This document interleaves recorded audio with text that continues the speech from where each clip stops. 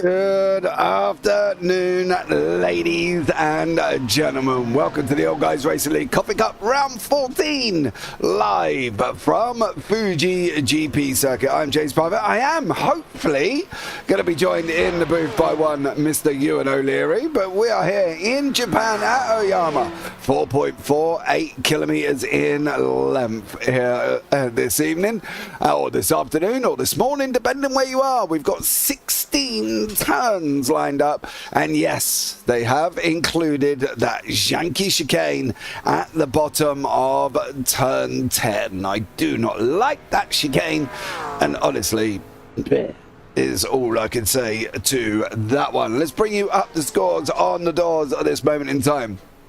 In the AM Championship, you can see there on the scores, JT Sawyer is out in front at this moment in time with Gary Spencer and Joey Means, with Heath Ollinger and Mike Elliott rounding out the top five. Then you've got Clyde Comfort, Jose Valentin, Cameron Risley, Scott Carlson and James Hillerick.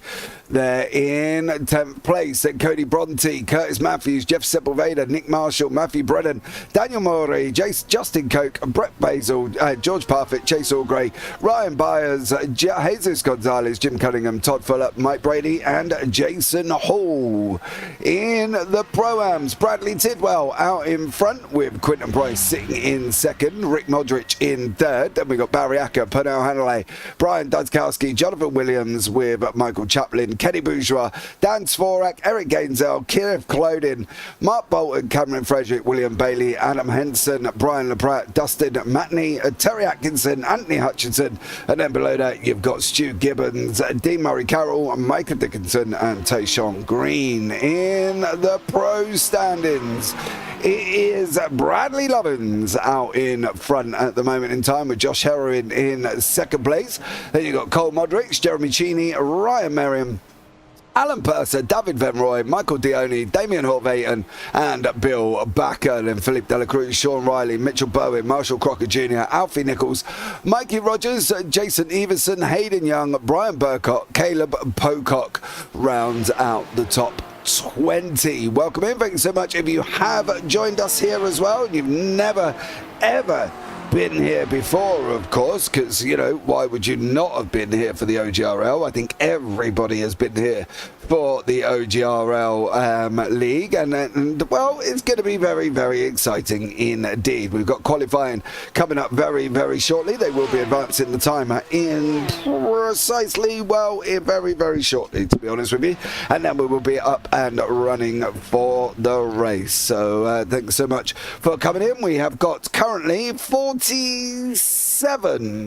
drivers registered in the session. We have got them all from all over the world at this moment in time here as well. We've got Americans, we've got the English, we've got the Canadians all in here once more, and we are now going multinational on OGRL. Yes, we are. We are going across all continents. So if you want to get yourselves involved, Discord link down in the description below. Come and join us on a Sunday morning and come and have some fun with us and get yourselves involved in what plans to be some very, very interesting racing indeed here as well. We've got a lot of drivers led currently by Alfie Nichols out in front on a 1:4:39.87.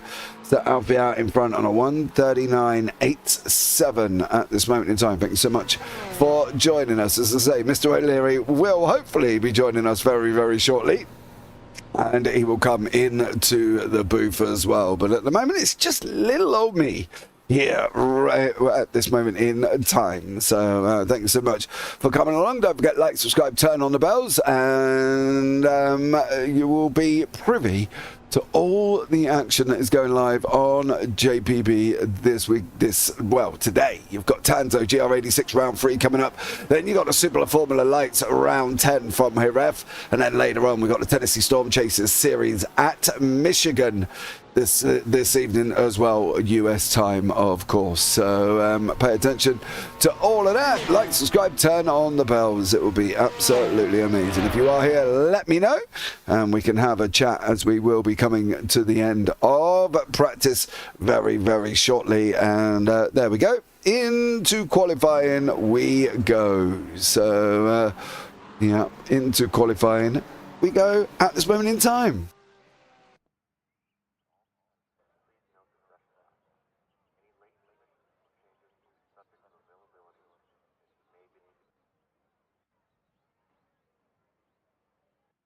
Okay, 15 minutes of qualifying taking shape very, very shortly, and we'll have people out on the race circuit setting their fastest times and getting obviously on to the grid ready to go here. So sit back, relax, and enjoy yourselves here this afternoon, or as I say, probably this morning if you're in the US. So thank you so much for that one here as well. So yeah, looking forward for this one. Oh dearie me. People, do you know what? People make me laugh. It's quite funny, to be blatantly honest, when you get a message from them as well, telling them that they're just running late. So yeah, bear with it.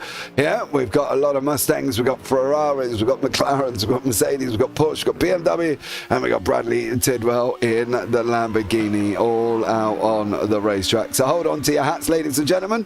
This is going to be a very, very interesting qualifying indeed, and I think one that we can all sit back and look forward to. I am finally joined by Mr. O'Leary. How are you, Mr. O'Leary? Rushed. Oh, I can't imagine why that is. There was about half an hour left of practice, so I'm late. You think? I guess DMs don't open up on your phone on Discord. No, well, I wasn't on my phone. I was well, let's leave it, shall we? I was. You were yes, otherwise engaged. You probably figure it out. Yeah. So, yes, I'm here. We are re-qualified, dear sir. We've just got to quali.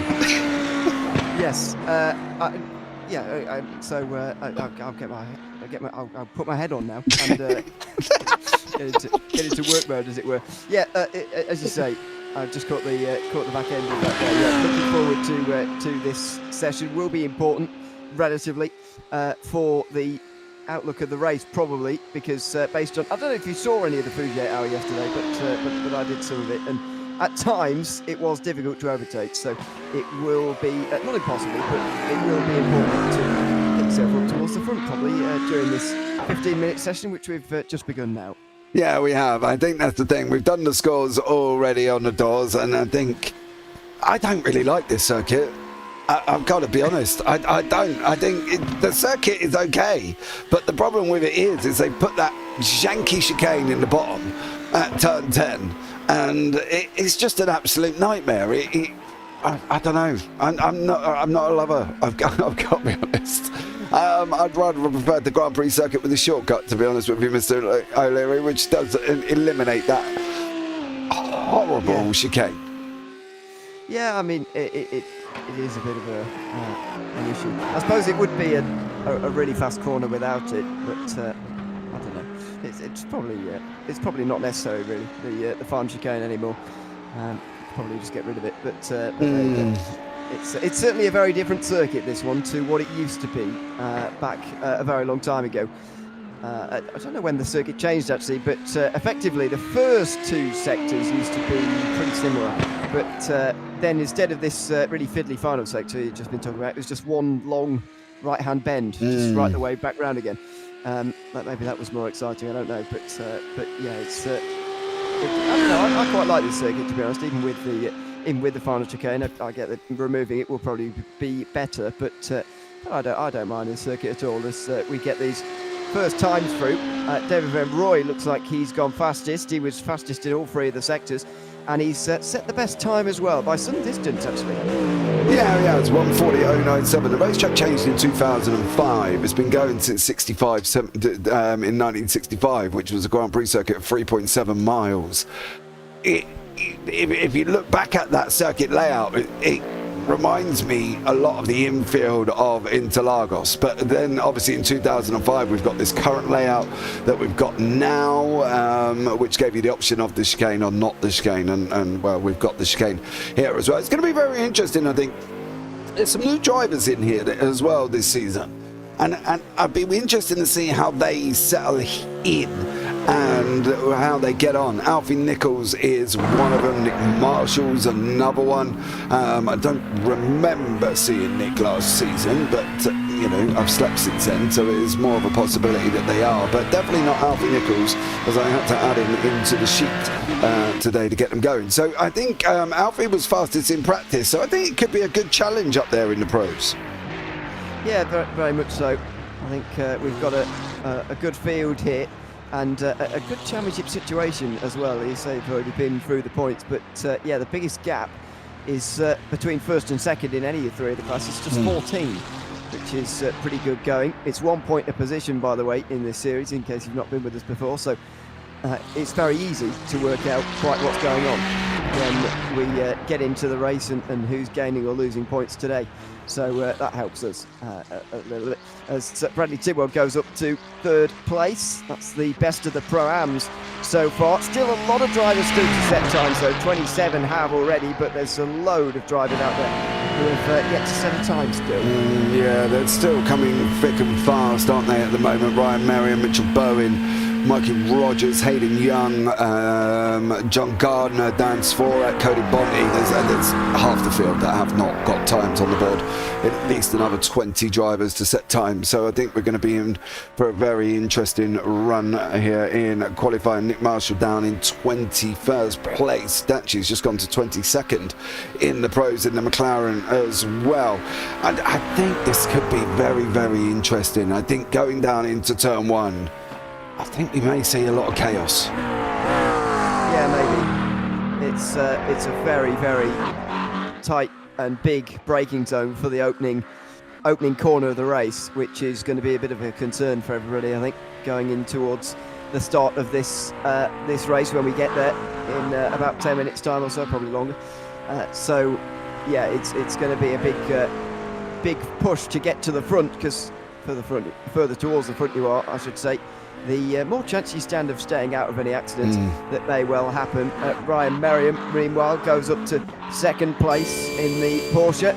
He gets just ahead of Joshua Herring. There he goes in towards that turn number one. That was his first lap time, I believe, of the session. Barry Acker's just improved as well. He's up to 8th now, 3rd in Pro-Am. It does look like most of the drivers are returning back to pit lane now, actually, as they complete their laps and go back to the pit lane. Cameron Frederick, who's currently on pole in the Pro-Ams, has just done that, for example, and plenty of others in the top 10 as well. Yeah, this is the one I'm interested in. What are you going to do here, Al? You're going to go in second place, 140.153, as I say, was fastest in practice, was Mr. Alfie Nichols in that Ferrari.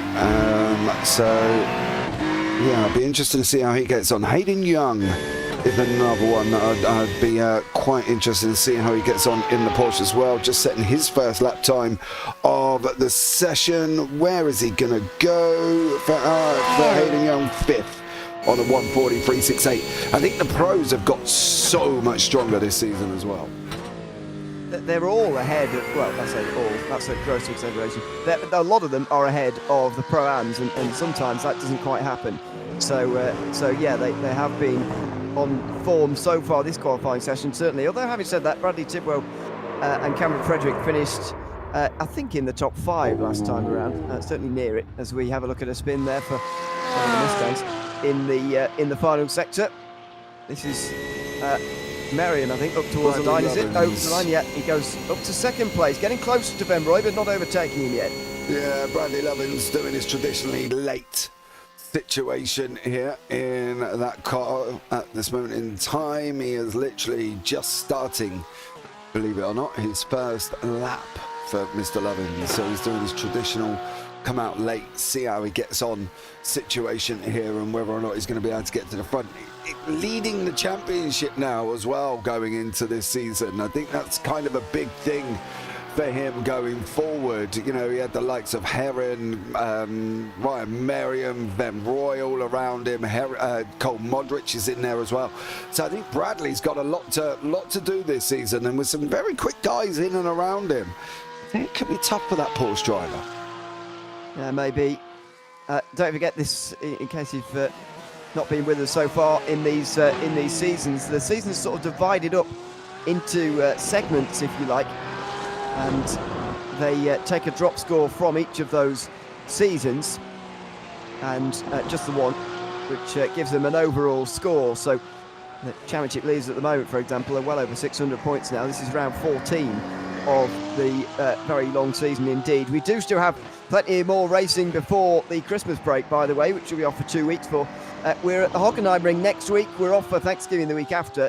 Then it's Mosport, Montreal and Sebring, a North American end to the season, or the year, I should say, not the season, but end of the year, and that will be the end of 18 rounds of this championship. So then we'll be off for Christmas from December 22nd. I think, though, this is good. Is this our last broadcast before Christmas? It might well be, on December the 22nd. It's certainly one of the last ones. Yeah, we got December 8th, 15th, and then the 22nd is the last one. I don't think there's anything more in that. Actually, I think there might be one more after that, which is possibly Monday nights with the Radical Race Series or the SR8 Championship. And then we'll be done. And then we'll have a break for 2 weeks and enjoy Christmas, which I know you love, right?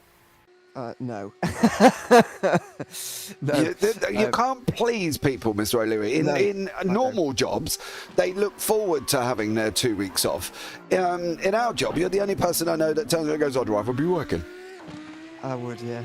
Not least because I don't really like Christmas. But God, have you got Grinch pajamas by any chance? No, I hate all that stuff as well. I'm gonna send you some Grinch pajamas. Oh, brilliant! That's my Christmas present. Yeah, that would be the JPB Christmas present to Mr. O'Leary. So I'll just have to guess your size, so you could end up with an extra large. You have extra large PJs with the Grinch on, you grumpy rascal, you. But yeah, we will shut down for 2 weeks. I've got family and stuff coming over, and yeah, no, I'm taking a break. Other people have got family to attend. Yeah, and you just moan about it.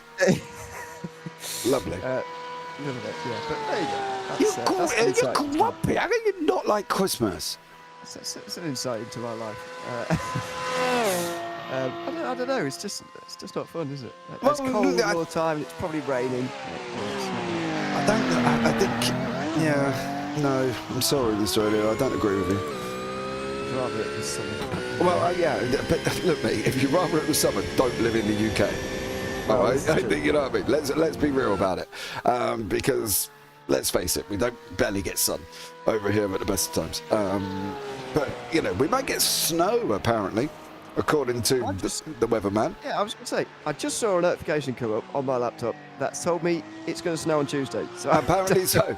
Apparently so. We're going to get apparently 1.5 foot of snow chucked at us. I don't know where that's come from. I have no idea, mate. I'm sure they just make it up as they go along. Look, you know what I mean? Look at the weatherman in 1986. It's only a little bit of wind and we ended up with a hurricane. So clearly they have no idea what they're talking about. So I've got to be honest. Anyway, going back to what we've got going on at the moment with the OGRL, after we've just figured out that Mr. O'Leary's an absolute Grinch for Christmas. Bradley Lovins is on his final lap. He's got a green sector 1, yellow sector 2, so he's got to nail it around this final third sector here, and it doesn't look like he's managed to do that. Well, it looks like he's going to be 8th anyway, but because no one's going to overtake him, but he's taking it rather gingerly in these final few corners, and that looks like it will be pretty much the end of the session. He's not the only one out there. Caleb Pocock is out there as well. Pocock. That was difficult. He hasn't set a time yet, but might well. Oh no, this is 3 minutes. I don't know how this has taken so long. He's spun. He had spun, yeah. He's had a bit of a dramatic moment. It's poor old Caleb. And I've got a funny feeling he's going to be down in 47th place because that's not a time either because he had a spin. Having internet problems this morning, so got to watch instead of race today. Should be a good one, y'all, says Teddy 2 Clocks in YouTube chat. Teddy, let us know who you are in the league, mate, so we know who you are. I do love YouTube names, but it really doesn't give us an insight to your actual name there, bud. Unfortunately, we do end up guessing. Yeah, I don't think that anybody's really going to improve. We've got 30 seconds to go. I don't think anybody's going to get to the end, especially not Rick Modric. No, nobody's Nobody's on a lap at the moment. Not many drivers actually have laps still available to them. Of course, they're limited in the amount of laps they can do. It's quite a long session, really, for the amount that they have to do. But nobody's got any available either, other than Chase Argray right at the back. And he doesn't look like he's bothering with this session anyway. It does mean, though, we've got 48. We can finally get a grip on how many are in the race. And it looks like 48 to me. Hopefully they all start. But that's a pretty large field, although it is a fairly big circuit, fairly wide for these cars. So I think they will be okay as we will go through the session now. I think we're going to have a warm-up session. We are indeed, Yes. for 5 minutes or so. There is Mount Fuji. Oh, it does have the snow on it. When I was doing the Fuji 8 hour yesterday, I was on too late to be able to see Mount Fuji anymore because it was too dark. So there you go. There you go. Look. It just looked nice around here, doesn't it? It really, really does. Chase Allgray is the one who's telling 2 clocks in YouTube chat. As he's put, that's me, and then remember to put his name underneath. So that's helpful. I was talking about Chase not the time, wasn't it? So yeah, poor old Chase has got the old internet issues. There's Mount Fuji there with the snow on, looking gorgeous. It's only a little hill. We can make that in a day. What do you reckon? Yes, it's. I suppose, I don't know if you can walk up or how far you can walk up Mount Fuji. I don't know, mate. I'll tell you what. I'll find out for you. Okay. You know what I mean? These kind of things that just pop into my head randomly. And because we're in a warm-up session, it doesn't really matter that I can just say them out loud. Yes.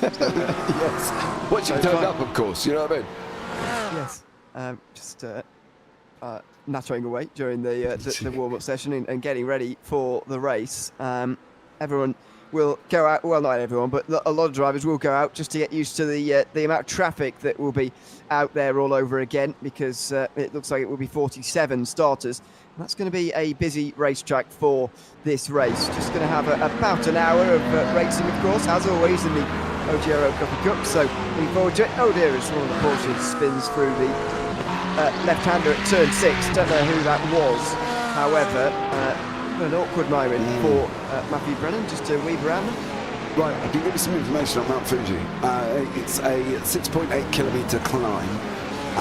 It roughly takes 5 to 7 hours of hiking time, a total of 1,452 metres. It's 3.7 miles for all of you who use, normal way of measuring stuff.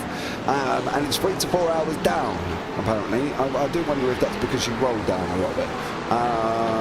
Quicker than that. Yeah, 3 to 4 hours down, 5 to 7 hours, or 6 to 7 hours up. But you can, it's a hike. It says hike. Now, that doesn't involve, obviously, pickaxes and boots with spikes on. So I'm probably guessing you can walk. Not climb, yeah. Yeah, it says a walk. It says a hike. I don't know, do you want to fly to Mount Fuji and have a go? Or shall we? I think that'd be quite cold as well. Yeah, don't like Christmas either, you won't be right at school. Philippe Dela Cruz, I'm going to presume is that, and missing today's race because of a holiday for my kid. Good luck it. Where's Sunday? Where are you on holiday, Mr. Cruz? It's Sunday. Kids go to school Monday to Friday, don't they? Or am I missing the point on that one? Let me know. Either way. I think, as in, he's on holiday with his kid. Oh. Not the kid's on holiday and he's just sat at home with him. Yes. No, I think they're away. Okay. That's going to be my guess anyway. Well, we'll find out. But there we go. Here we go. Into the warm-up as well. I do keep forgetting that they have this warm-up after qualifying. And I still haven't figured out why. I need to speak to Brad and find out what the reason is. I think it's just to get used to having everybody else around you again on the circuit, because in qualifying you are on your own very much, and in this warm-up session you're back out with everybody again. It's a bit of a shock to the system to have more than 50 others all around you. So, and of course it's going to be a very big start as well. Get yourself out of qualifying mode into race mode. Plus you need to put a load more fuel in as well, just to get used to the heavy car again. There's a lot that changes. A lot of people going around. Just spins going around. Yeah, a lot of people going around. Yep, I'm on holiday. Sorry for the misunderstanding. It's only my brain, mate, to be blatantly honest. I won't worry too much about it. Yeah, all right. You also turned up 15 minutes late. So what do we say about that? Your timekeeping, your understanding might be all right, but we need to get you a watch. Timekeeping was okay. I just didn't know what time I was BGDMs. Where are you on holiday, Mr. Cruz? Are you anywhere nice? Let us know. Let us know where you're at on that one as well. You know, you might be somewhere hot and exotic. Yeah. I can't think of anywhere right now, but I wouldn't mind going to Norway for Christmas or New York. Yeah, do a bit of skiing. Why do you in the cold? Do you not go out during the winter or something? No, I don't know. You're joking about that, but actually I don't know. You're Juventura. Oh, love it there. He's over in Spain. What's the weather at the moment? Because, you know, we're in the UK. We need to know what everybody else is getting weather-wise, considering we're freezing. No. Kind of, as in the weather-wise, Spain just had a lot of rain, and so it might be pretty miserable. Hopefully it's nice, though, even in November. So, you're digging a hole here, Mr. O'Leary, aren't you? What do you mean? Anyway, this is the grid. That was from warm up, I think, wasn't it? Alfie Nichols on the front. No, that is actually what's showing up for the grid. Okay, that's a bit odd, but fine. Alfie Nichols and Brian Falconer will be on the front row then, ahead of David Van Rooij and Ryan Merriam. Hayden Young and Mickey Rogers next, ahead of Joshua Herring and Bradley Lovings. Barry Acker finishes on pole for the Pro-Ams, ahead of Sean Riley. Then it's Cameron Frederick and Mitchell Bowen, with Bradley Tidwell next. Marshall Crooker Jr., one of the pros, ahead of Jeremy Cheney and Michael Dion. Quentin Price, Richard Wedstead are next, ahead of Adam Henson and Jonathan Williams, rounding out the top 20. Brian Dukowski is next, ahead of Rick Modric, with Jan Svorak next, ahead of Cole Modric. Then Brett Basil in the 25th place, the first of the AMs, as just behind him is Alan Purser and Jason Iverson. Cameron Risley is second in the AMs, ahead of Cody Pont, with Perno Hannett rounding out the top 30. It's Jim Sawyer and Heath Ollinger next, ahead of Gary Spencer and Justin Matley.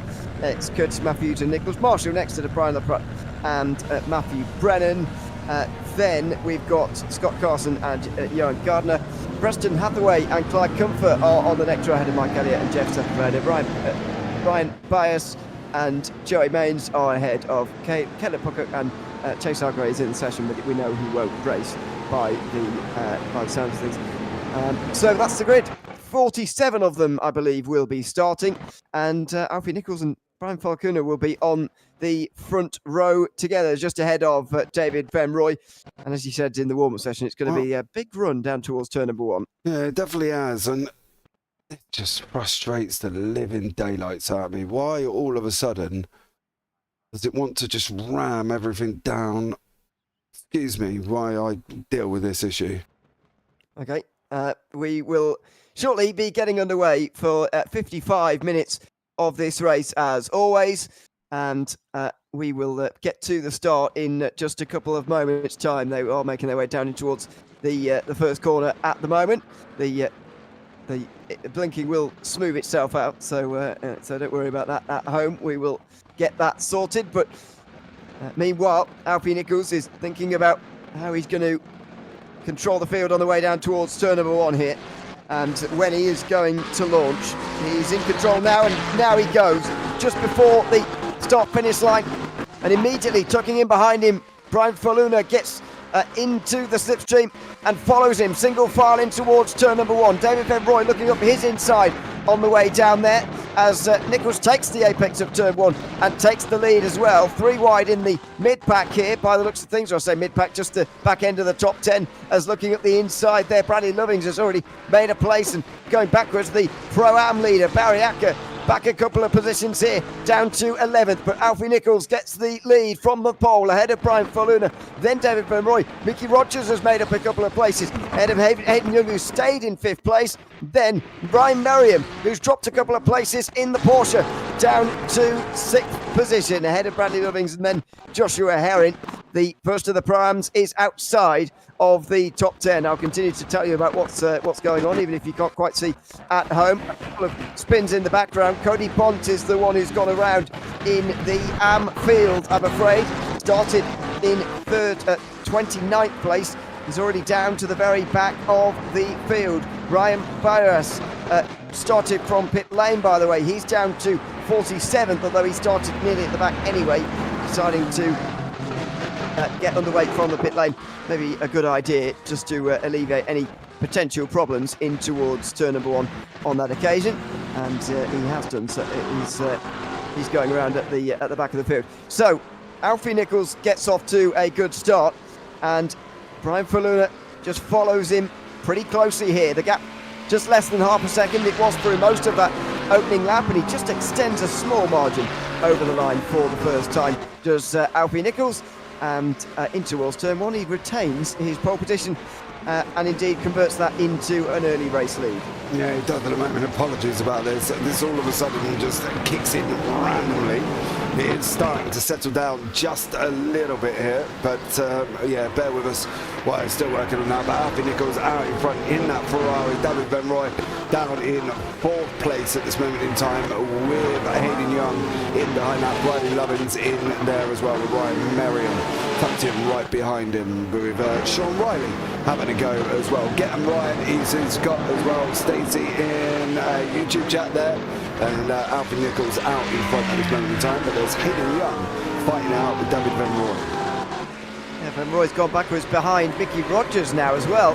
So Van Roy initially got off to a start at least where he retained his place, but now he's lost one as further behind Bradley Lovings and Ryan Merriam go side by side. And who has prevailed in that one? Looks like Bradley Lovings has indeed got through up into 6th place, and he'll get single file sorted out again in towards the final sector now, as they all do actually, inside the top 10. It's been a clean start relatively, nobody having to come into pit lane at the end of the opening lap, which is good. But Jason Iverson's dropping down the field, I'm afraid, one of the pros a bit further down. He is now the last of the pros in the field, as he's clearly had some sort of problem in the final sector. No such problems for Nichols, who gets off to a good start and pulls out an 8/10 margin over at Brian Faluna. Then Mickey Rogers, who's up to 3rd place, and he's made the biggest progress inside the top 10. He's up 3 places so far in this race. At this moment in time, again, apologies, we're trying to work out why all of a sudden it wants to go and do what it's doing, but we are getting there as well. But great job from all of them. Mickey Rogers up 3 places, teammate with Alfie Nichols, of course, there from 4X Racing. David Van Roy down into 4th place at this moment in time. Bakary Acker leading the Pro-Ams currently. Yep, he has lost a couple of overall places, but he's still in the lead of the class, only just though ahead of Cameron Frederick. That is an all Porsche battle for the lead in Pro-Am. Going through the bottom of your screen there. On the defensive was Michael Dion there for 13th place. You will have seen just in towards the hairpin. As we go back to the leaders again, these guys are spreading themselves apart a little bit now, with Nichols ahead of Faluna, then Rogers rounding out the top 3, but none of them very close to each other as things stand. It's a lot closer between Bradley Lovings and Sean Riley. Lovings got past Merriam briefly for 6th place last lap, but now he's under pressure from the BMW into the final sector here. Sean Riley crawling all over the back of him right now. Yeah, they're having a battle for 7th and 8th in class at this moment in time. Bradley Lovins is there with Ryan Merriam tucked in front. He's got Riley for company. Going to be very, very interested to see how Riley goes here as well. So, yeah, very interesting indeed at this moment in time as we continue this race at Fuji with 5 minutes gone. Yeah, indeed, just less than 15 minutes to go here at Fuji in round 14 of the OGRL Coffee Cup. Here in towards turn number 1 goes the BMW of Sean Riley. Late enough on the brakes to push Lovings aside and push him down to 8th place. So a good overtake for Sean Riley as one of the Mercedes gets out the way further down. That's Ewan Gardner, who has been into pit lane, I'm afraid, and is getting out the way of the leaders who are coming through. There they are. Mickey Rogers slowed up slightly, and Van Roy closes in. So does Hayden Young in this battle for 3rd place. Yeah, they're fighting out there and still scrapping away. Sean Riley in there with Bradley Lovins, Josh Heron, Mitchell Bowen, Barry Acker and Cameron Fredericks still fighting out on the racetrack as well. It seems to be my internet has all of a sudden decided to have a bit of a mare. So that could be why it's causing what we've got going on at this problem at this moment in time. Just as you call that, Stace, it starts going a little bit wrong on me. Yes, I'm not going to say anything. Otherwise, we'll jinx it and it will go wrong. So, yeah. I'm not saying anything on that. Out of the final corner for Nichols, and he's going okay just for the moment. He's got quite a margin over those behind. David Van Rooij still close to Mickey Rogers here for third place as well, just coming up the long front straight. It's just less than half a second behind is Van Rooij, but really closing that quickly, even despite the power of the Mustang. And in towards turn number 1 they go. It's not close enough for Van Rooij to be making a move, although a little bit wide there from Nichols. That will allow Faluna to just close in a little bit. The group for 7th place is still going on quite nicely here for Sean Riley, who is holding back everybody else here, including Lovings and Herring.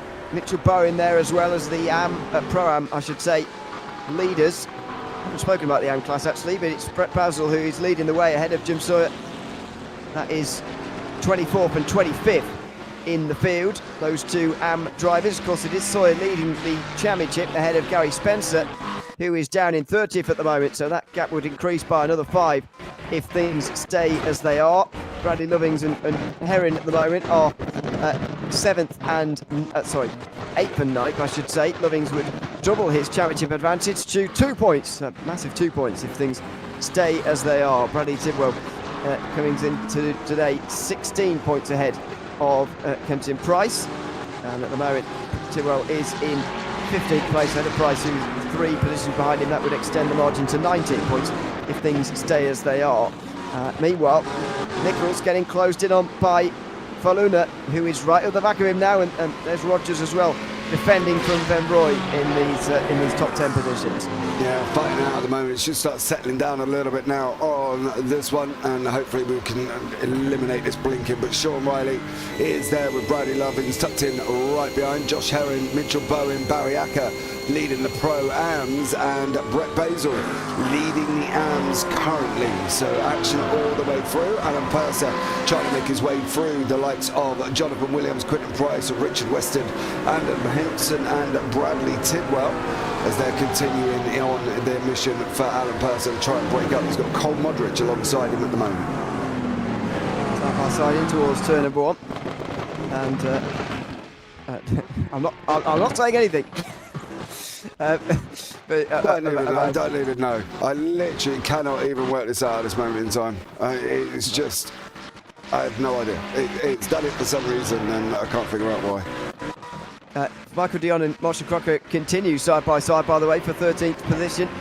Neither of them getting ahead of the other, really, as things stand. They're just absolutely locked together. Finally, Dion does get ahead of Crocker into, I think it was around 100R. He finally got it sorted, maybe into the hairpin. But yeah, there you go. They are now 13th and 14th as Nichols continues to lead, and we continue to follow him.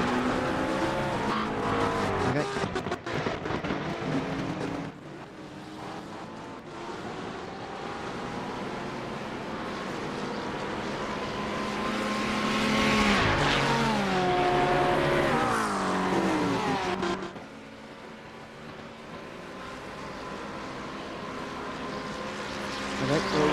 We'll give that a go as well. So I thought you were changing it to the YouTube.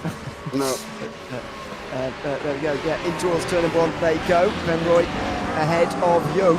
So after applying the pressure to Mickey Rogers, now he's the one who's having to get on the defensive here with the Porsche. Hayden Young right behind him here.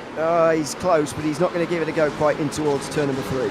No, not at the moment there as well. You want to be careful. Fuji is renowned for being very difficult to overtake, and you want to make sure if you are going to make an overtake, it's going to be clean. Hayden Young giving David Van Rooij a little bit of pressure with Mitchell Bowen, Josh Herring and Bradley Lovings there.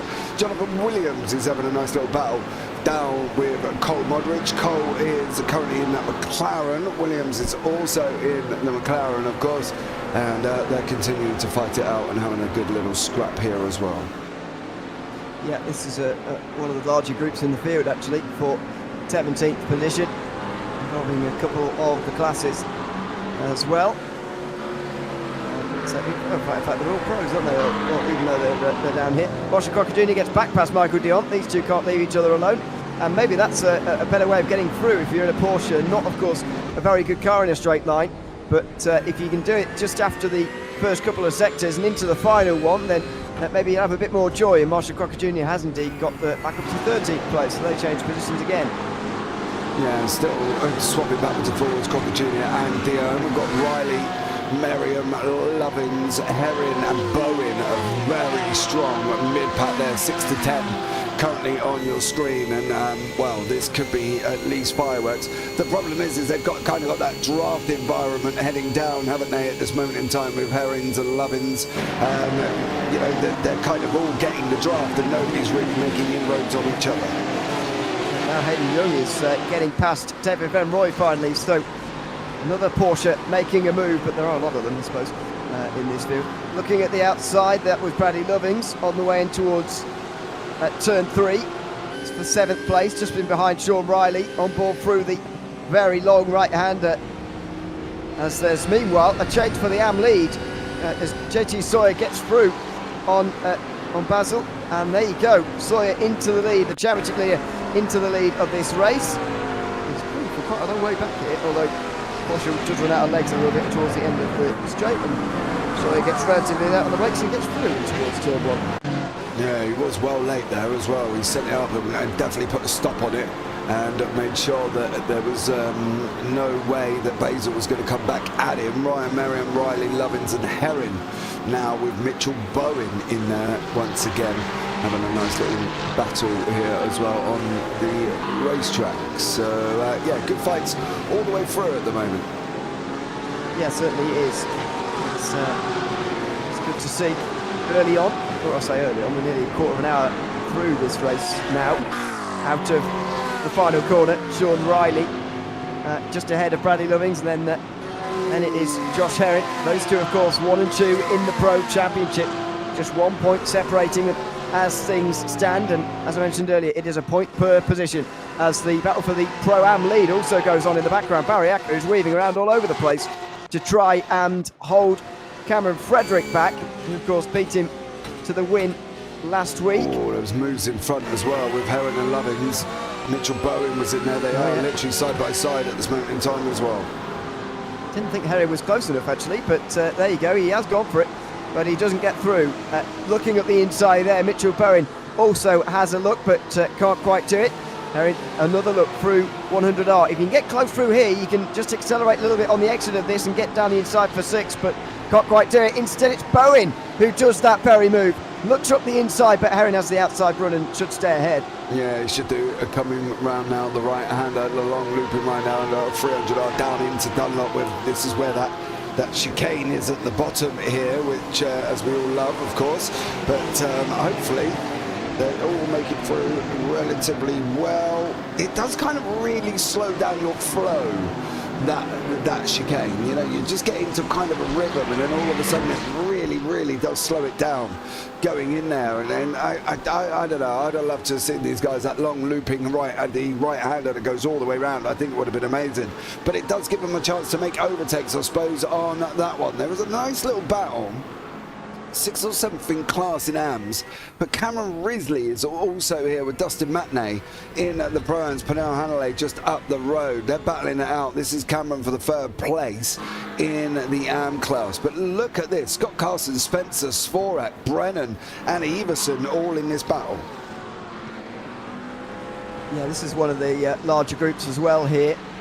Scott Carson leading it now, although Svorak and Spencer battling away has meant that they're losing time, and now they're the head of the group. Oh, that was a big slide for Spencer. He's of course 2nd in the AM Championship, can't really afford to be losing too many points to JT Sawyer, but at the moment he's losing 11, which would be pretty damaging for him, and look at the amount of positions he could lose if things go wrong for him in the next couple of moments. Included in this group, by the way, rather bizarrely, is Jason Iverson, Jeremy Cheney in the Pro class, so a couple of pros even involved in this battle, which is a bit strange.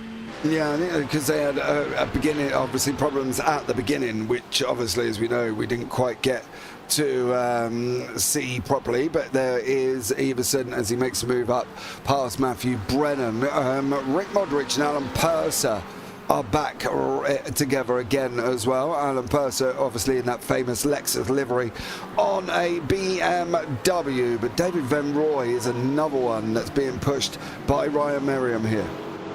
When's that Lexus going to be announced? I wish they'd do new TCRs before they do any more GT3s. Do we not think we got enough? Well, yeah, that's a good point. It is. We've had TCRs for a while, but we haven't had any for well over a year, and we seem to get a GT3 every single update. I'm not sure how many people drive the TCRs, to be honest with you. That's because they're dying out because we ain't got any new ones. Well, maybe. As David Van Roy is continuing his slide down the field, unfortunately here. Normally would be able to hold on to these kind of positions, but Ryan Merriam makes his way down the inside and makes his way through here pretty easily on Van Roy. So the Mustang, still the best placed Mustang in the field, but he's dropping down as Lovings and Herring go side by side still, and you can just see it in the background as they come back down the hill. Oh, side to side contact and nearly again, but Bradley Lovings holds on again to that position in the lead of this battle, I should say, not the lead of the race. Oh, he goes very wide there though into 100R. Yeah, he got that all completely wrong, did Lovins. Herron's going to have an opportunity to start sniffing up behind him, I think. We've got 3 Porsches together. That's Herring, Bowen. Oh, saying that, we've got Barry Acker, Cam Fredericks and Marshall Crocker Jr. all in Porsches here. They cover 8th all the way down into 13th place. And Nichols in that Ferrari is just trying to open up as much as possible over for Luna, and it's currently 2.31 seconds away. So he's doing a great job there as well. Good morning, Torino. Thanks so much. Good job you are late, to be honest, because you probably didn't see the chaos we were having earlier. But there we go. Backwards and onwards we go. Cam Fredericks and Barry Acker fighting out in the Pro-Ams, but they're on the back of the Riley Lovins Herring Bowen battle. So I'm not quite sure how they're going to move forward. Fredericks got a bit of front left damage here. I don't know where he's picked that up, but his wheel's a lot more exposed than it should be. Yep. There you go. At the base. I don't know where he's managed that, but he's certainly got damage, that's for sure. They're just tagging on to the back of this pro battle for 8th place that used to involve Sean Riley for 7th, but the Porsches have been squabbling, and so they've lost a bit of time. Bowen is closest to making a move here, although, as you were talking about earlier, the sort of status quo is remaining because of the slipstream that they're all giving to each other. No one can pass one another either, and so they go down towards turn number 1. In the same positions as before, Lovings under less threat this time round. Yeah, and they're all in Porsches. Yeah, exactly. I mean, none of them have got great whizzy at the end of the straight, have they? Let's be honest about it. And it kind of tops out and away you go. Rick Modric can't clear Alan Purser. Dudkowski's in there. He's on there as well. He can't get past. Adam Henson is trying to clear Cameron Risley. That's the Mustang and a Porsche. Not quite sure how much gruff Cameron's got in that Porsche, because that Mustang has got, well, power for days, to be honest. Jeremy Cheney trying to make his way through. He's got Gary Spencer and Jason Everson. Everson again also trying to make through here as well. So Everson also trying to make battles. Dustin Matney has unfortunately gone off. Well, he's just completely disappeared, to be blatantly honest. So I think that's internet connection issues. It seems so, yes. Meanwhile, in the AMS, Cameron Risley looks like he's just been overtaken there by Adam Henson. He has. The AMS are just slowly getting their way forward, actually, in the overall field, by the way. 23rd now, the AM leader. That is JT Sawyer, of course, in the McLaren this season, up 8 places from where he started and really extending his championship advantage, because in this group we were just watching, Gary Spencer is a long way down. There is Sawyer. He's not only gained 8 places, he's actually got well away from the 2nd place driver in AM, and pole sitter, of course, Brett Basil. Yeah, he's opened up nearly 4 seconds. Dustin Matney is back now. He's got Cameron Risley, Heath Hollinger and Brian LaPlatte in there. Battle up the front, Josh Herring and Brad Lovins. They've just swapped places. Well, there's Herring currently on your outside. Finally, Herring's got through. Yeah, it's taken some time. Oh dear, that was close. He got on the brakes late there, did Bradley Lovins, but he can't get back through again unless he's going to fire it down the inside here at the hairpin of turn 6. He's a bit wide there. Can't quite do it. Get close enough through 100R.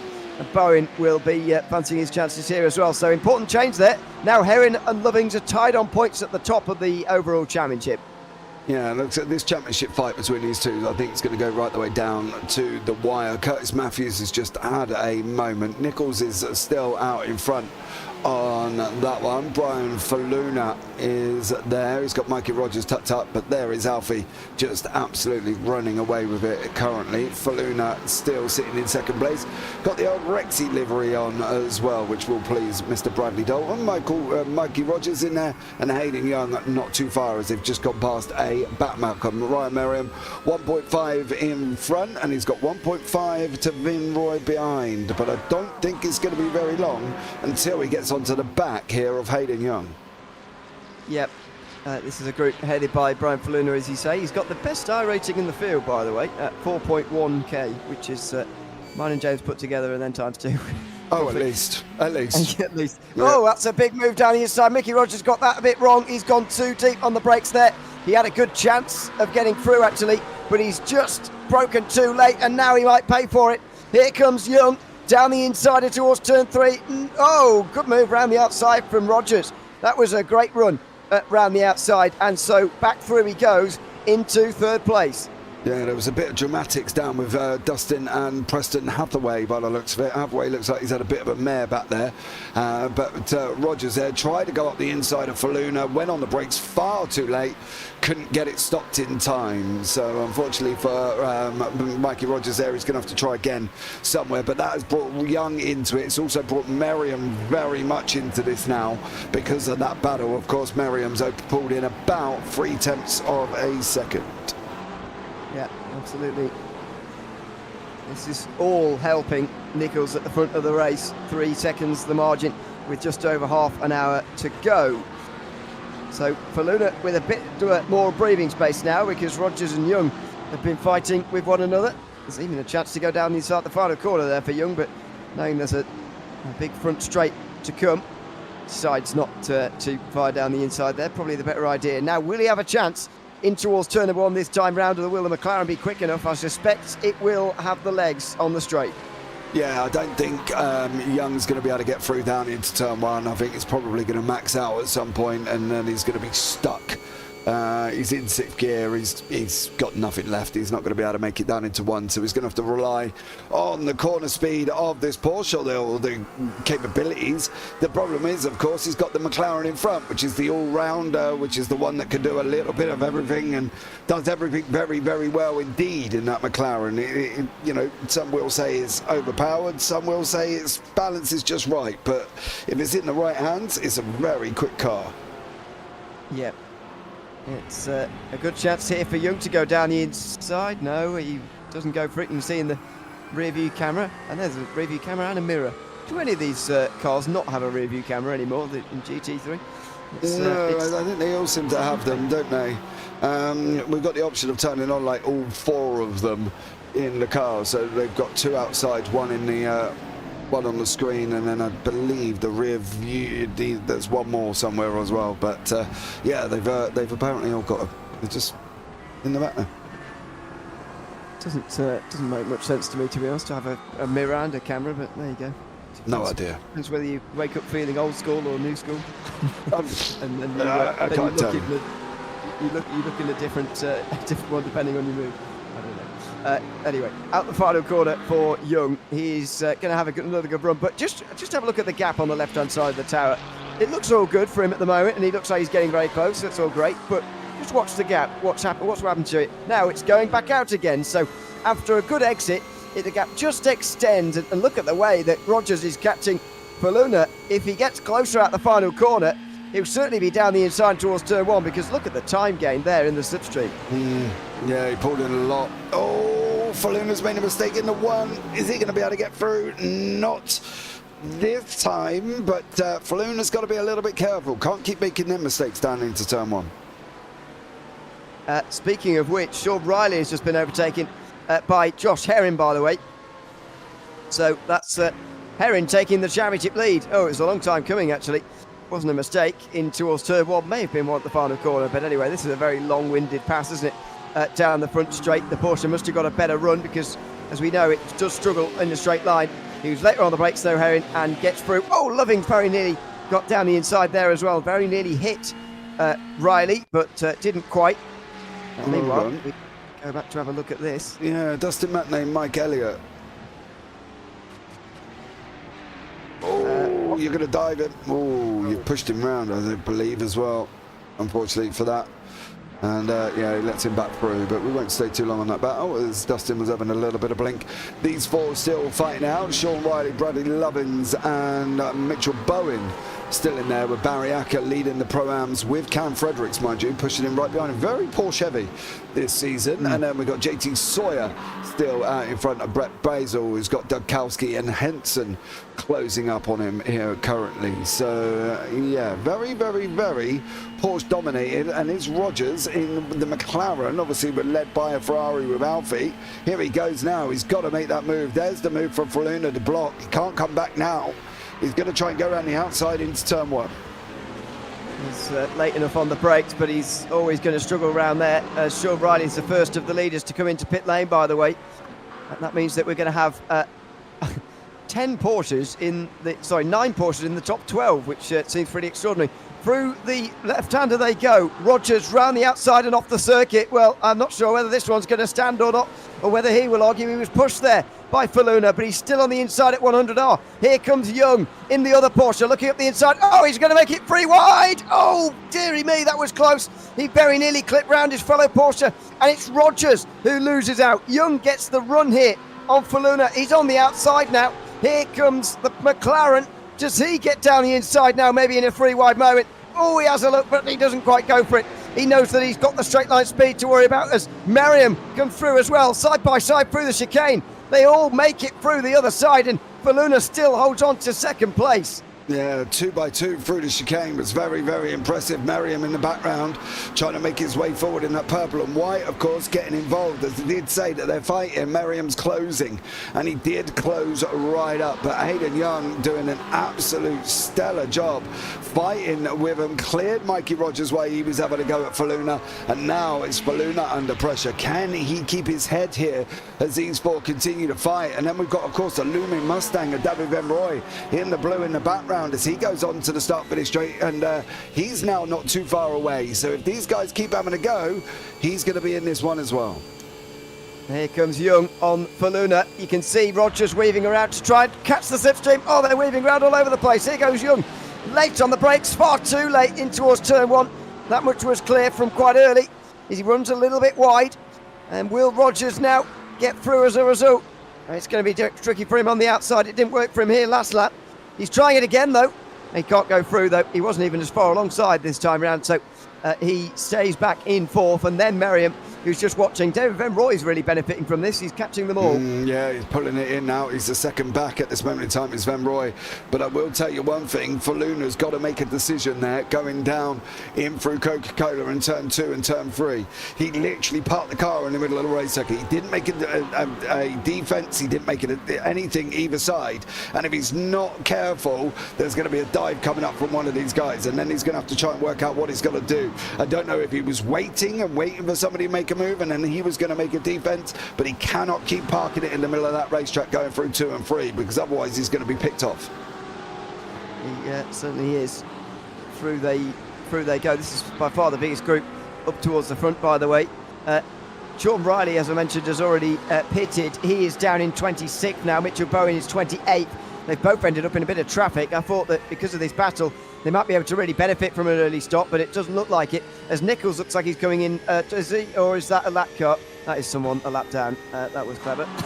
Nichols carries on for another lap, I believe. He's got 6 seconds worth of a lead. Here goes Young. He's in the slipstream again now of Faluna in second place.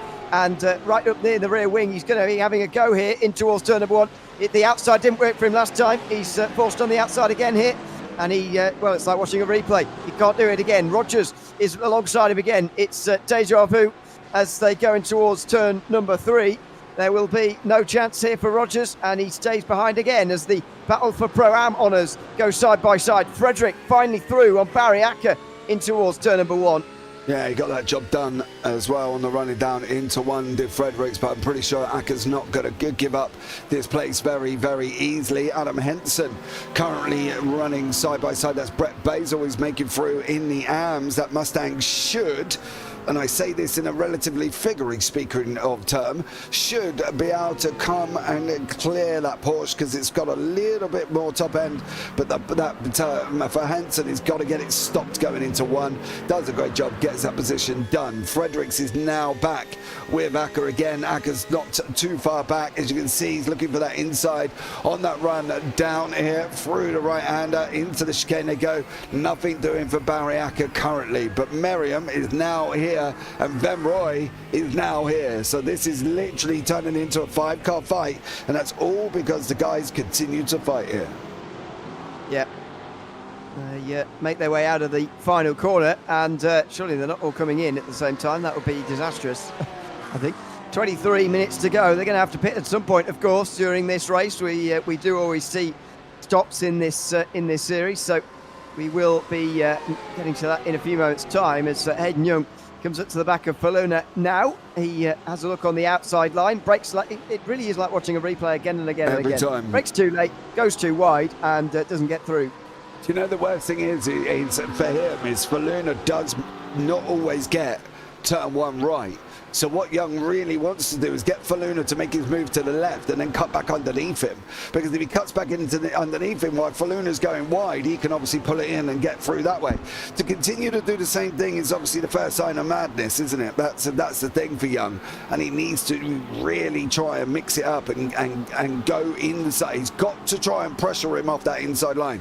Whether or not he goes to the inside first, gets Faluna to move and goes back the other way and see if Faluna will follow back out again, he's got to do something. So it's going to be tough for Young, but he's got to try and change it up a little bit. Certainly does. Through the chicane they go.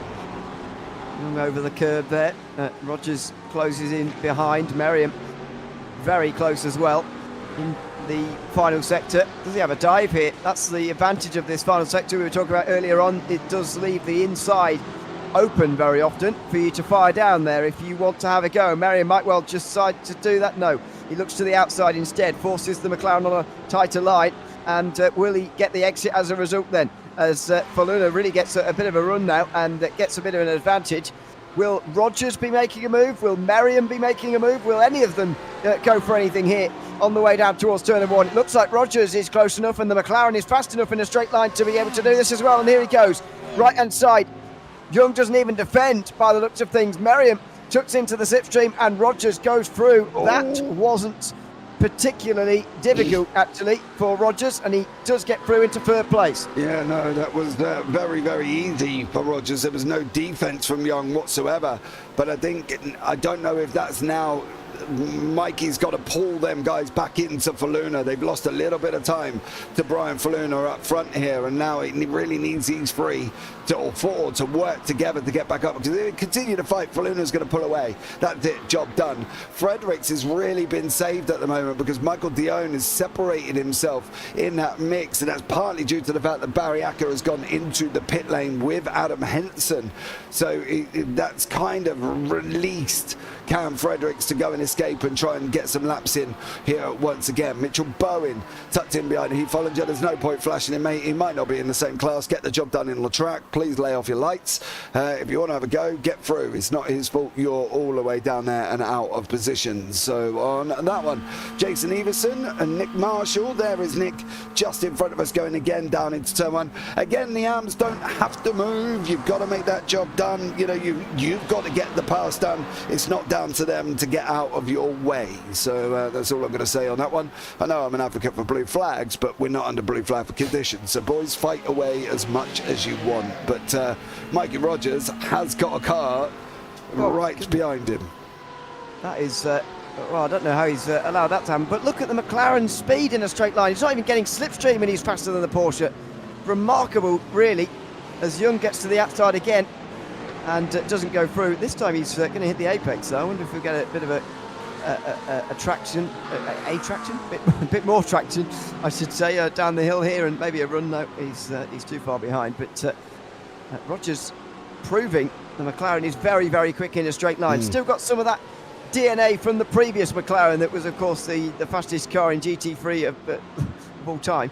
Pretty much. It's still very quick as... Oh dear! One of the lap cars gets in the way and straight into the back of him goes Young. and the lap car spins then in front of Merriam. It's Mike Elliott who was doing his best to stay out the way here. He is off the racing line after all, but Young wasn't expecting him to be there, and he smashes into the back of him, and then Merriam gets caught up in it as well. That wasn't clear. I think that was the problem. Stay consistent. If you're going to go left, but he didn't. He parked it in the middle of the racetrack again.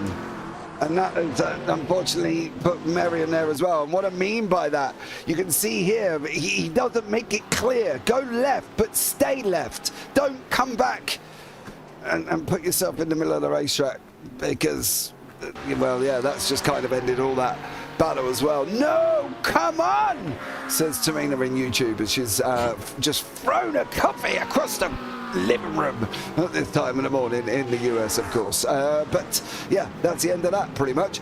Faluna, Rogers, Benroy, Merriam. Hayden Young does not go into the pits. I would expect Merriam has come in, yeah, in that battered old Porsche. He's still within contact to the guys in front, so he will still have his parts repaired. But Heron, Young do not go in.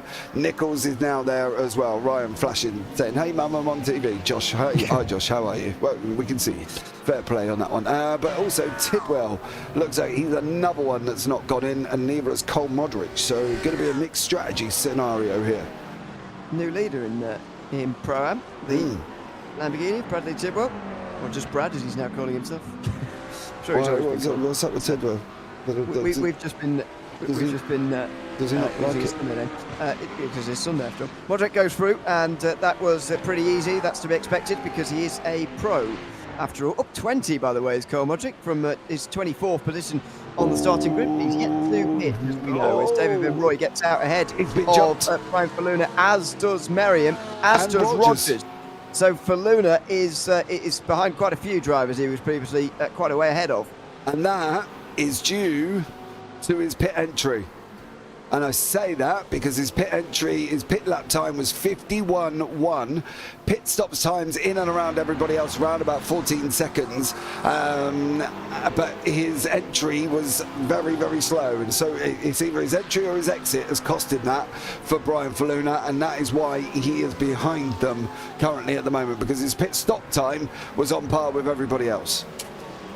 Where it was. So it's unusual. Actually, well, it depends on what his entry was like. If he couldn't get in, or if he had problems in and around when he went in. Let's just see, where is he gone in? Let's see where he goes in, and I'll see what happens on the way in. It's one of those, really committed pit entries here at Fuji. He's still ahead. Oh, well, he's been caught massively. Did he have to reverse in his box, maybe? Yes, he goes to go forwards. Yep. Missed it. So that solves the mystery. You cannot afford to miss your box. It's cost you 3 places on this occasion, unfortunately. I don't think Herring's going to benefit from it quite and get out ahead, because he's still in the box, and now he goes tumbling down the order. Still waiting for Young to come in, by the way. As David Benroy gets it wrong. He's missed his braking point by a long way there, and he gives up 5th place. Oh, man. All the work for Benroy. He's going to clear Faluna once more. Faluna's got to be looking on the outside line. He is. Benroy's going to come up in the inside. Faluna's going to try and run round there as well. And Faluna does make it through. I love Everly in YouTube chat. Sitting across the living room from her. Had to pop in to say she did, in fact, throw her coffee there as well.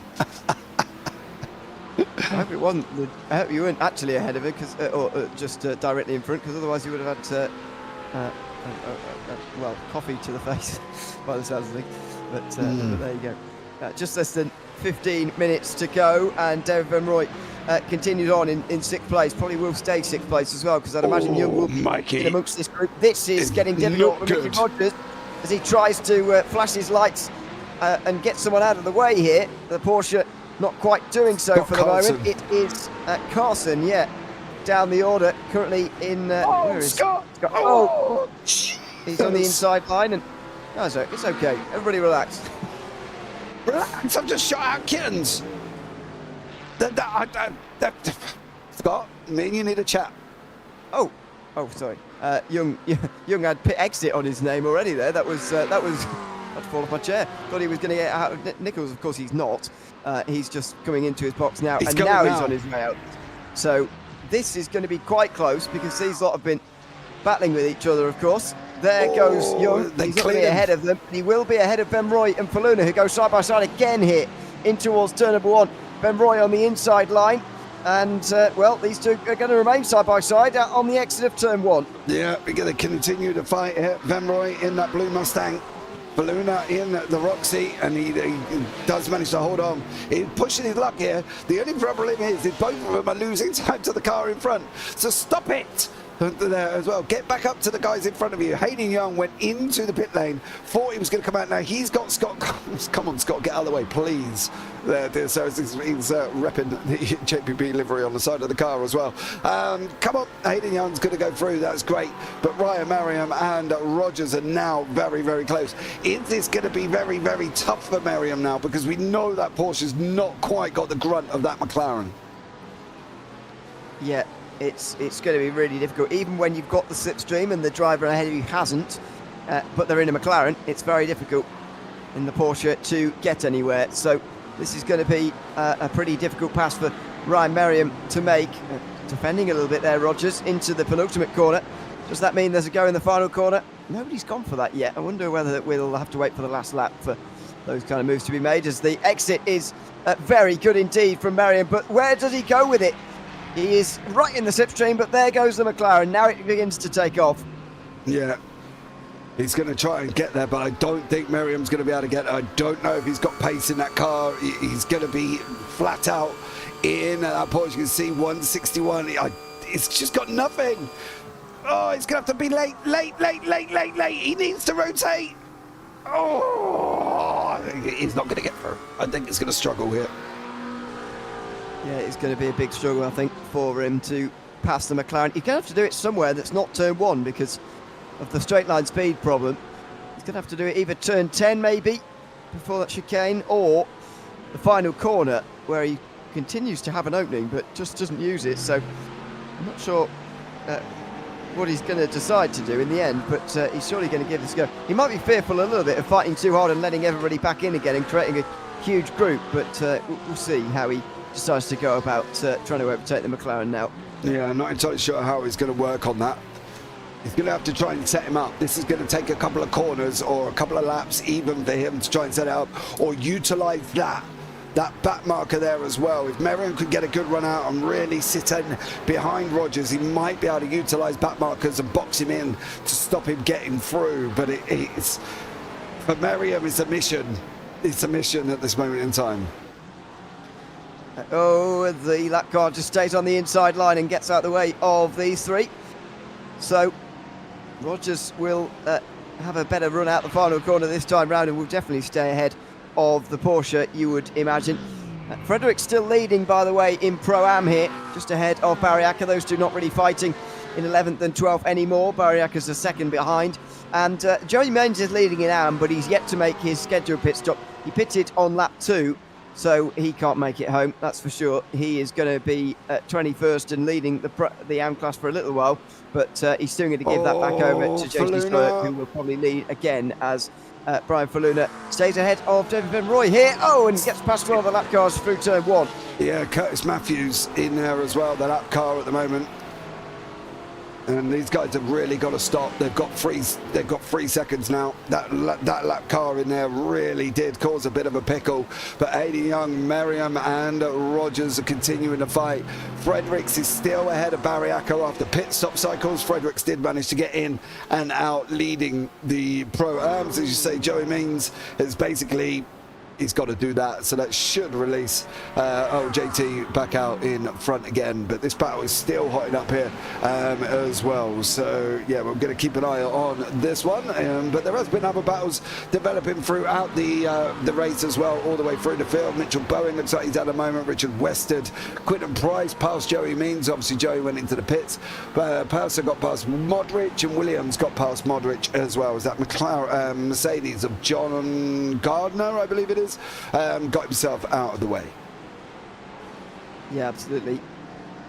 It's pretty busy with lap traffic now, this circuit. You can see the track map on the top right, easy for me to say, and you just see how much these guys are having to deal with at the front of the race. Just less than 9 minutes to go.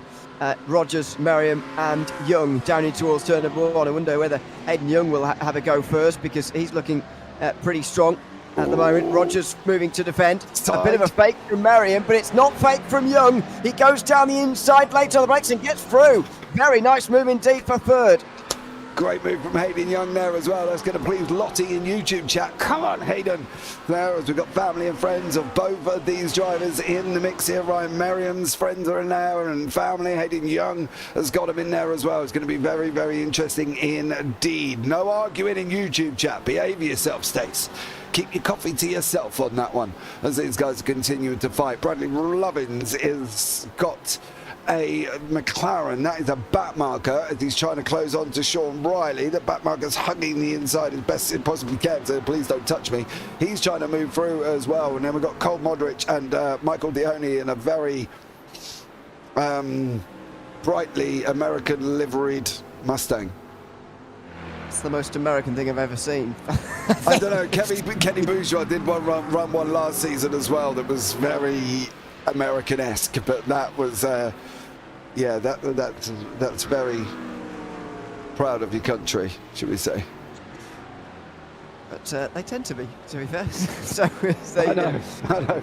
Not to make such a sweeping statement about 300 million people, but there you go. They're currently running in 13th place. Michael Dion ahead of Modric. Modric's actually third in the championship in the pros, by the way, but unfortunately he's losing points pretty regularly to Herrin and Lovings. I think it's still a great result for him to finish in third, if indeed he can. But he's losing some more points to the lead as things stand. He tries to get through on Michael Dion here. Sorry, Lottie made me laugh. I can smell the freedom from that car. So good.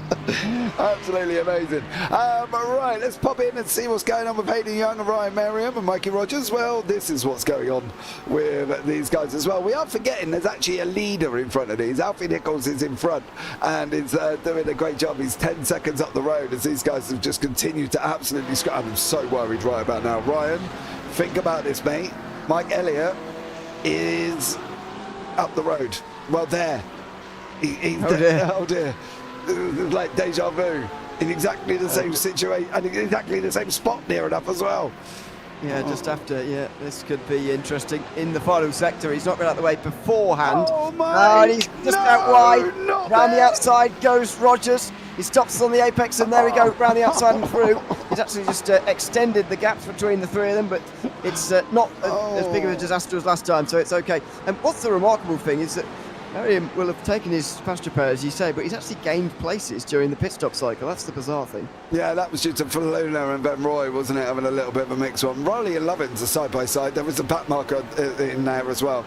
But Riley managing to hold on to that position. Heath Follinger in the arms. Looks like he's got Brian. No, that's actually Jason Everson, so that's not a battle for class currently. But this one is Sean Riley and Lovins, as Lovins is down one place in ninth as they're continuing to fight, as there's two back markers going side by side there as well. Is that? No, it's not that one. Sepulveda and Preston Hathaway. Go on, boys. Yes, but what's this? It's not a position, is it? So it's just side by side in towards turn one regardless. Sepulveda on the inside line. Dion, excuse me. That's Sean Riley forced to go around the outside. Then Bradley Lovings as well. The Pro-Am battle has got a bit closer actually in the background as well here. Barry Acker closing in. Wonder whether he's going to have one more go as well in these final 5 minutes. Yeah, he's going to try, but it's got Cam Fredericks there once again. Faluna's in there with Ben Roy. Mikey Rogers as Hayden Young. They've dropped Ryan Merriam to the tune of 1.3 seconds. And that stemmed from Mike Elliott at that chicane. Yeah. He did. It's not open to negotiation. He literally did. Elliott. Well, however, though, the gap has got bigger since, so it's not all down to that. But yeah, it started there, and Merriam now is struggling to keep up. There is more lap traffic now through the final sector. This is going to get very tricky indeed, but Rogers has got a decent exit from the final corner. Oh, vaulting over the final curve there. Got to be very careful with those anti-cuts on the outside line. But they get through that, and now on the way down towards turn number 1. Young had to be late on the brakes to pass Merriam after a lot of weaving around on the straight. Are we going to see the same here as Young acts like he's going to get back onto the racing line? Rogers doesn't take the bait, and it was correct that he didn't as well, because he's forced Young round the outside, and he's way too deep on the brakes that time round.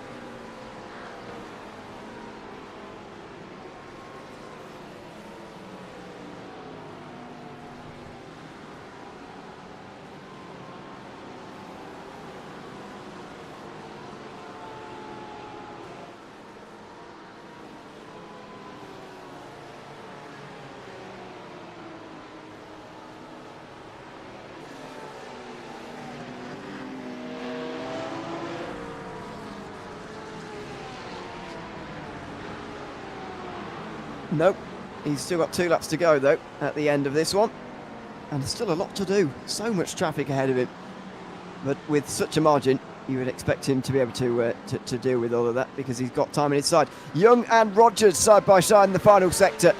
Young has decided that he needs to do it somewhere other than turn 1, and they continue to exchange places. It looks like Rogers has held on. The battle for the Pro-Am lead as well is ongoing. Barriaca versus Frederick. They are going side by side, or they were, and Barriaca's through. So after a while where Frederick was comfortable with a bit of a margin, he's now been overtaken, and Barriaca leads with 2 laps to go.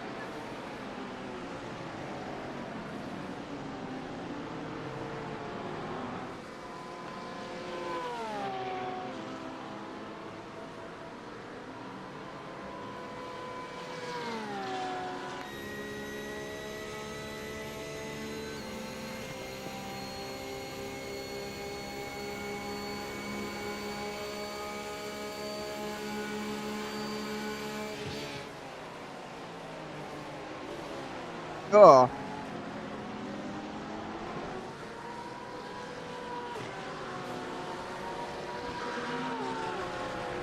Right. Yeah, it was earlier than that. Around the outside for Frederick, and he does seal the move, so Ake can't get through this time around in 12th place. As meanwhile, further up front, Merriam is catching back to Rogers and Young again, because those two were going side by side through the final sector last lap.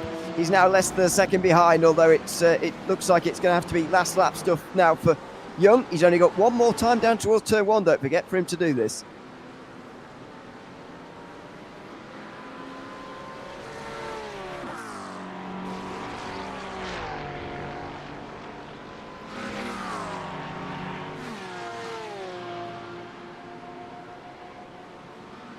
White flag for everybody now in this race. Now then, who is going to make this move? Is there going to be a move here from Young as they make their way down towards turn number 1? It's the last chance to get late on the brakes down here at the first corner. The McLaren pulls it to the middle of the road, hedging his bets a little bit. Doesn't move from it either. Young goes to the outside, but he's not late enough this time round. He makes the corner a bit better, but he's not late enough, not far enough alongside. And so Rogers holds on. It's going to have to be in the final sector now.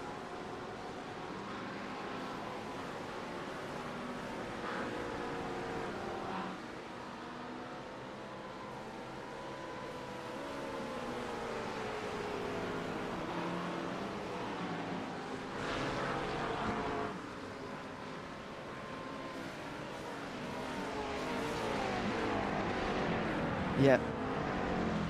It may well slow him down, but he's got such a margin anyway that he'll be absolutely fine with that. Will Nichols. He comes through these final few corners now to go a couple better than he did 1 week ago. Finished on the podium last week at Monza, behind Bradley Lovings and Joshua Heron as they fight out for their championship, of course, and indeed it was a race win on that occasion as well. But he's seen both of them off, and everybody else today as well, as Alfie Nichols to come through and over the line here in a few moments' time. And in his first season in this series, he's going to come through and over the line at the 14th round of the championship to win here at Fuji in the OGRL Coffee Cup. A great drive from Nichols to dominate completely today. And Rogers, he's going to run out of fuel, is he, at the end here? What has happened to Rogers? He gets beat to the line by Hayden Young. Oh, and behind, Frederick and Acker. Frederick and Acker are side by side to the line as well here. And Barry Acker, he's lost it at the very end. Frederick gets there and he gets through. Will Acker get the slipstream and come back past before the line? I don't think so. He flashes the lights in resignation.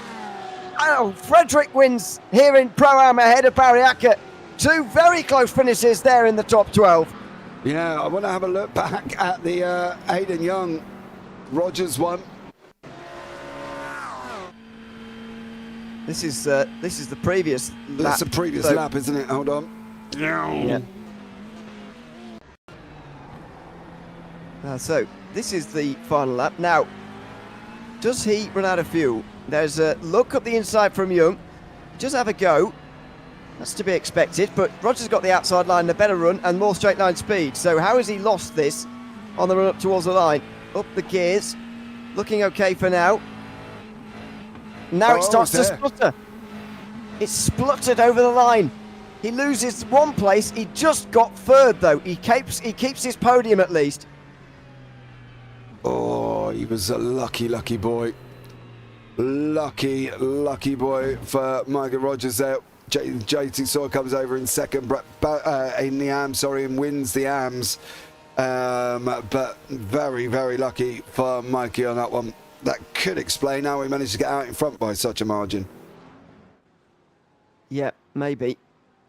That was a bit of a miscalculation. Just a little bit more fuel, a few more millilitres, and he would have made it. Alfie Nichols wins the race here at Fuji in that case, with Hayden Young finishing second ahead of Rogers, and then just a few hundredths behind Ryan Merriam. Brian Faluna finishes fifth ahead of David Van Roy, who was fighting with him for most of the second part of that race. Josh Herring gets the championship lead back in Pro with a seventh place finish ahead of Sean Riley, Bradley Lovings and Mitchell Bowen.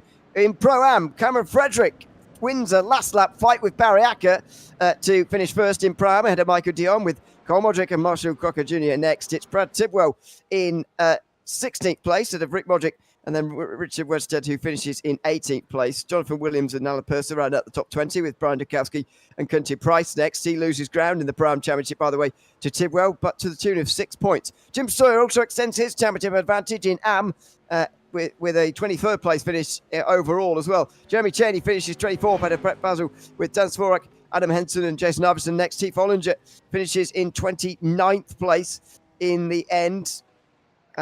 He is just ahead of Brian LaPratte, those two third and fourth in the AM Championship. And, of course, running at top 30 in the race. Cody Bont was a lap down, along with the others back here. Joey Mains made a couple of stops during that race, so finished outside the top 5 in AM. Pernell Hannett was next ahead of Gary Spencer and Cameron Risley, running up the top 35. Then it was Matthew Brannett, Clyde Comfort, Curtis Matthews, Scott Carson, who was a lap, or all of whom were one lap down, I should say. Nicholas Marshall was running out the top 40, along with Mike Elliott, Preston Halfway, Ryan Bias and Jeff Sepulveda finishing 2 laps down. Johan Gardner finished in 3 laps down, but did finish the race at least, unlike Justin Matney, Caleb Puckett and Chase Hargray, of course, who finished down towards the back. Let's have a chat to Alfie Nichols, first of all, who, of course, is the winner today. Welcome in, Alfie. Congratulations on the win. How are you feeling after that one? It looked like a fairly comfortable drive from where we were sitting. How was it for you? Yeah, I mean, lucky to put it on pole and just drove off. I was worried at the start. You know, that Porsche was quick at the start, but I luckily had Michael Rogers, who's also racing 4X, to help me out with that. Yeah, absolutely. It was a big margin of victory by the end. How are you feeling about the season now that you've done a couple of rounds? I mean, good couple of rounds as well in terms of results for you. How are you adjusting to the series? How are you getting on with the season? Yeah, I mean, both of the races I've been in, both podiums. You know, it was unfortunate not to be in P2 at the last race at Monza with that spin that I had at the last corner. But I think the win was definitely doable last week, and we managed to get it this week, and we're going to try and continue for the next one. All right. Well, congratulations on the win. Is there anyone you'd like to give a shout out to before we let you go? I think I've got to give a big shout out to Michael Rogers, who was also who finished third, and I know he had a great battle, and I'm sure he's buzzing to talk to you guys. All right. Great to speak to you. Congratulations on the win, and thanks for coming to chat to us as well. Yeah, thank you guys. Thanks very much, Alfie Nichols. They're the winner tonight today. I do that often. Today, Tonight? indeed, in the race. Hayden Young finishes in second, and we can chat to him now as well. Welcome in, Hayden. Congratulations on second in a very close finish there at the end. Just tell us about that battle towards the end. It's really tough. It's really so hard to get past on this track. It's incredible. You try everything, and it just the Ferrari was really quick in a straight line. Oh, McLaren, sorry, Ferrari. Yeah, and I guess a little bit the problem, the Porsche as well, not very quick in a straight line, which maybe you wouldn't have noticed so much when you were battling with so many other Porsches around you as there were at the top end of the order today. However, as you say, the McLaren is very fast against any GT3, never mind the Porsche. Did you feel like the Porsche was holding you back a little bit in terms of the straight, or did you put it more down to the circuit itself?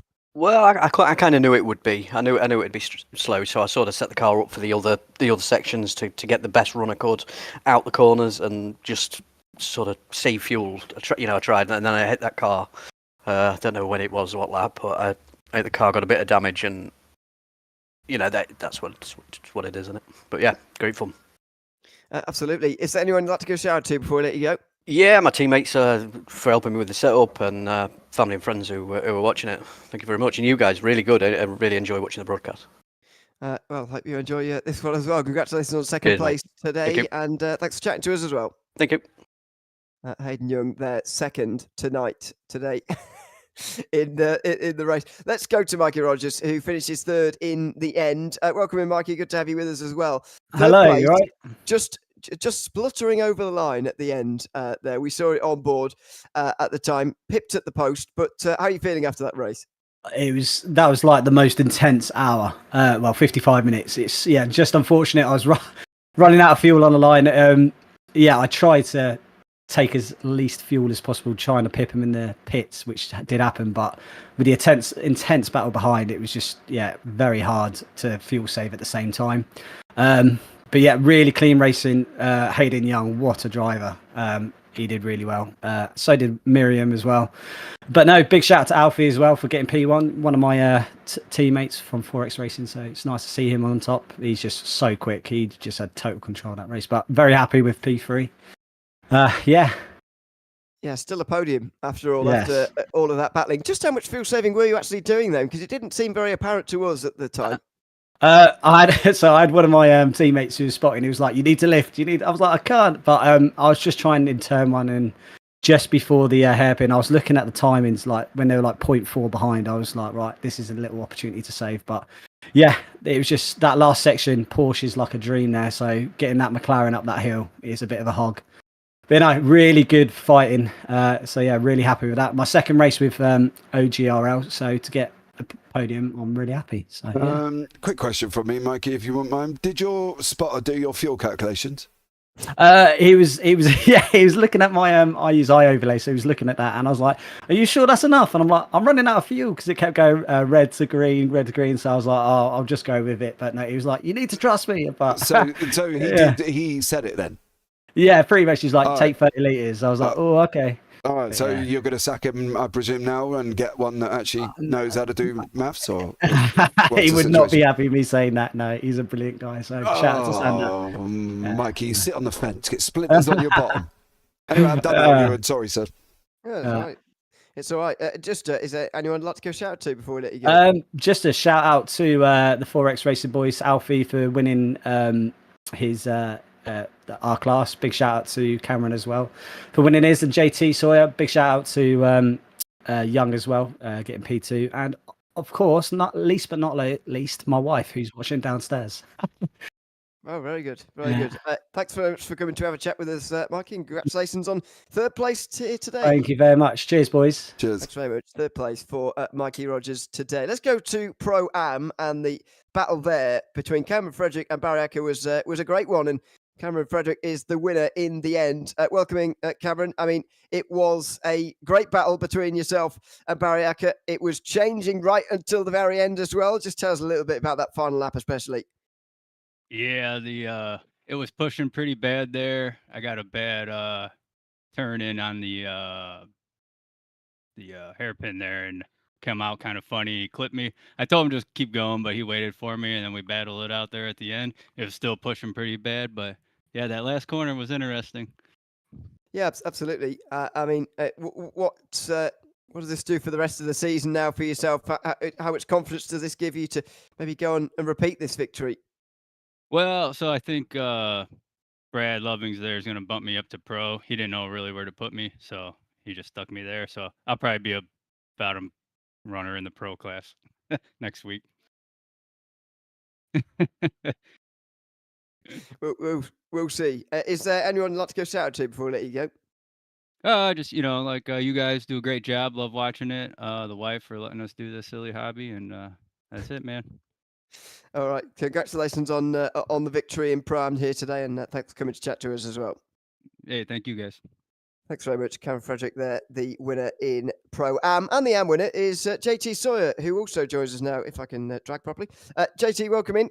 Good to have you with us again, and congratulations on the Am win. Pretty convincing in the end as well, from what it looked like. Is that what it felt like in the car? Oh, no, it was a struggle the whole day. Luckily, I made up a few spots at the beginning and then was able to find a nice little spot by myself and just kind of try to run some consistent lap times and keep it on track. Yeah, I mean, tell us a bit about your start, because you're obviously embedded in the mid-pack with everybody else. We couldn't really see it very well in the madness of the start, but you made up a lot of positions early on.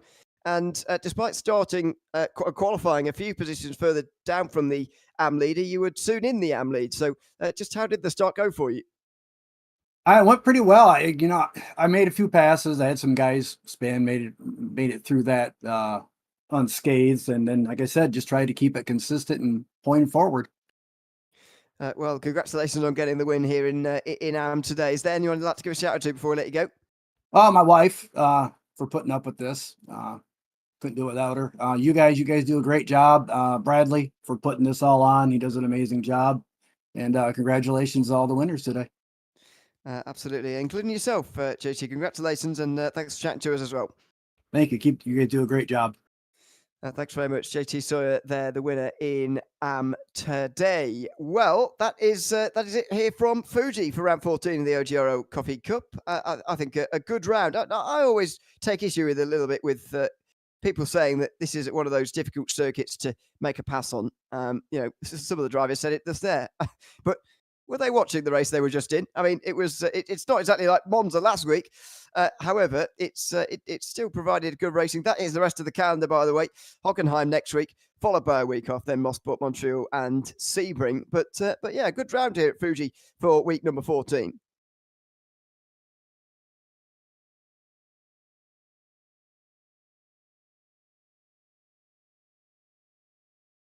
I do agree it is slightly difficult to overtake, and you've got to set ones up, overtakes up half a lap or whatever before. But I think overall, these guys did a great job.